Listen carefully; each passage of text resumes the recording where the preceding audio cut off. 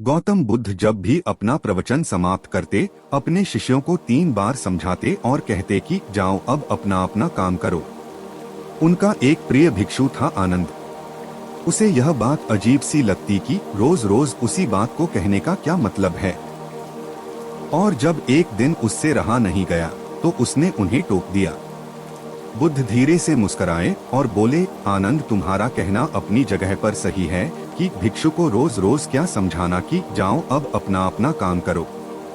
पर शायद तुमने यह ध्यान नहीं दिया कि धर्म सभा में सिर्फ भिक्षु ही नहीं, आसपास की बस्तियों के बहुत से लोग भी आते हैं।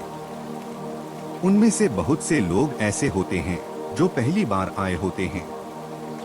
तो उनके लिए मैं यह बात 3 बार दोहराता हूँ। पर यह स्पष्टीकरण भी आनंद के पल्ले नहीं पड़ा। इस पर बुद्ध बोले, आनंद, आज की सभा में जितने लोग बैठे थे उनमें सन्यासी तो बहुत सारे थे, पर एक चोर और एक वेश्या भी थे। कल तुम ऐसा करना कि किसी एक सन्यासी उस चोर और वेश्या से जाकर मिलना और उनसे पूछना कि मेरी बातों का उन्होंने क्या अर्थ ग्रहण किया। यह सुनकर आनंद और आश्चर्यचकित हुआ कि इतने लोगों की भीड़ में बुद्ध ने चोर और वेश्या को एक नजर में कैसे पहचाना। और भला मैं कैसे जानूंगा कि वह चोर और वेश्या कहाँ रहते हैं। बुद्ध उसके मन की बात समझ गए। उन्होंने आनंद को चोर और वेश्या के बारे में बताया और जाकर आराम करने को कहा। आनंद ने जैसे तैसे उत्सुकता में वह रात काटी और अगले दिन सुबह सुबह तहकीकात के लिए निकल पड़ा। सबसे पहले वह एक सन्यासी के घर पहुंचा जो बुद्ध की धर्म सभा में नियमित रूप से आता था। आनंद ने उससे पूछा, रात्रि सभा में बुद्ध ने जो आखिरी वचन कहे कि अब जाकर अपना अपना काम करो, आपने उससे क्या सीखा। इस पर वह भिक्षु बोला, इसमें सीखने वाली क्या बात है। भिक्षु का नित्य कर्म है शाम को ध्यान, अल्प भोजन और विश्राम। मैंने कल भी वही किया। आनंद को पता था कि भिक्षु से उसे यही उत्तर प्राप्त होगा। अत वह मुस्कुराया और चोर के घर की ओर चल पड़ा। पूछते पूछते वह चोर के घर पहुंचा। चोर उस समय सो रहा था।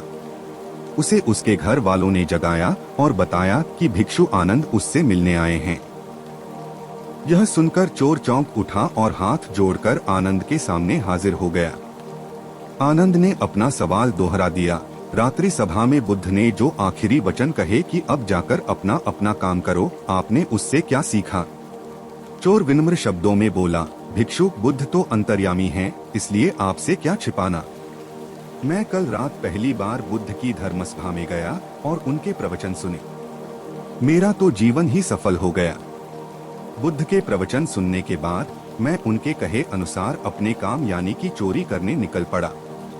और कल इतना तगड़ा माल हाथ लगा कि अब आगे मुझे चोरी करने की जरूरत नहीं पड़ेगी।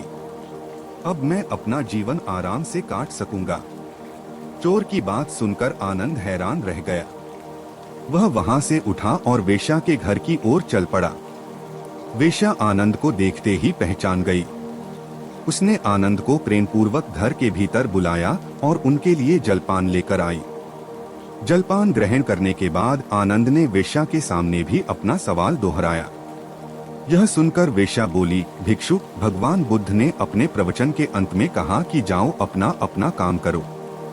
सो प्रवचन के बाद मैं अपने घर आई और अपनी नाच गाने की महफिल सजाई। लेकिन बुद्ध के आशीर्वाद से कल के जैसी महफिल तो कभी नहीं सजी। कल मेरी महफिल में कई बड़े बड़े राजे महाराजे पधारे। उन लोगों ने प्रसन्न होकर इतना धन धान्य मुझे दिया कि अब मुझे धन के लिए ये कर्म करने की आवश्यकता ही नहीं पड़ेगी। आनंद के आश्चर्य की सीमा न रही। वह वहां से वापस महात्मा बुद्ध के पास गया। उसने बुद्ध को जाकर प्रणाम किया और उन्हें सारी बात कह सुनाई। बुद्ध बोले, आनंद, इस संसार में जितने भी व्यक्ति हैं, सबके मस्तिष्क अलग अलग हैं। वे सभी लोग अपनी बुद्धि और क्षमता के अनुसार ही हर बात का मतलब निकालते हैं।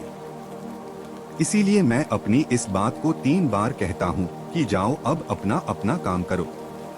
इसके पीछे मेरी सोच यही है कि किसी के समझने में कहीं कोई कमी न रह जाए। लेकिन इसके बाद भी लोग उस बात का मतलब अपने अपने हिसाब से समझते हैं और इसका कोई उपाय भी नहीं है। इसीलिए ये सृष्टि ऐसी है। हम इसे बदलने के लिए लोगों को प्रेरित तो कर सकते हैं, पर हमारी बातों का कितना असर उन पर होगा, यह कोई नहीं जानता। इसीलिए मैं सभी के साथ एक समान व्यवहार करता हूँ और सभी को एक समान अपना अपना कार्य करते रहने के लिए प्रेरित करता हूँ।